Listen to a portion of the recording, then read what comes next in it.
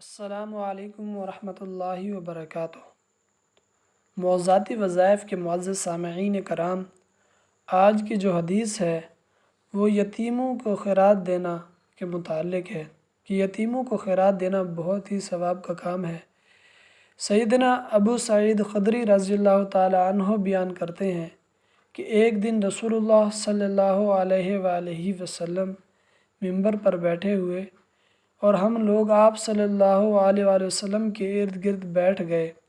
بس آپ صلی اللہ علیہ وآلہ وسلم نے فرمایا، میں اپنے بعد جن باتوں کا خوف تمہارے لیے کرتا ہوں ان میں سے ایک بات یہ ہے کہ تم پر دنیا کی تازگی اور اس کی آرائش کھول دی جائے گی۔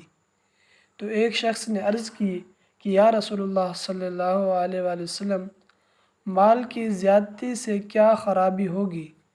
مال تو اتنی اچھی چیز ہے، کیا اچھی چیز بھی برائی پیدا کرے گی؟ یہ سن کر نبی کریم صلی اللہ علیہ وآلہ وسلم خاموش ہو گئے۔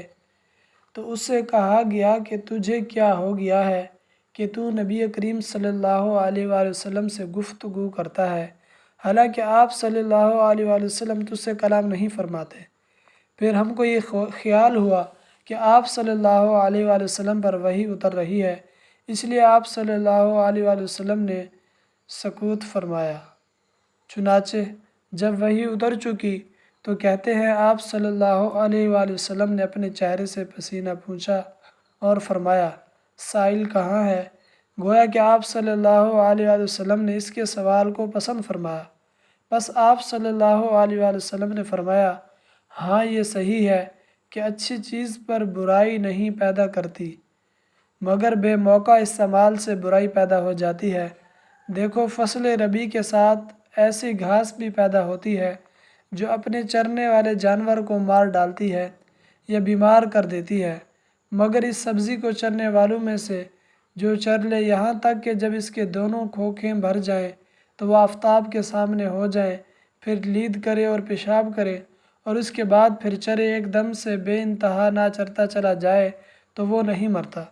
اور بے شک یہ مال ایک خوشگوار سبزہ زار ہے، پس کیا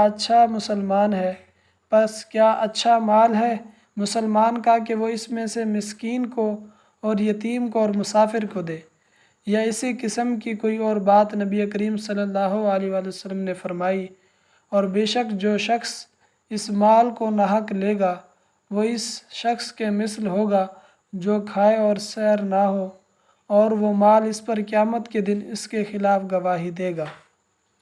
یہ صحیح بخاری کی حدیث ہے۔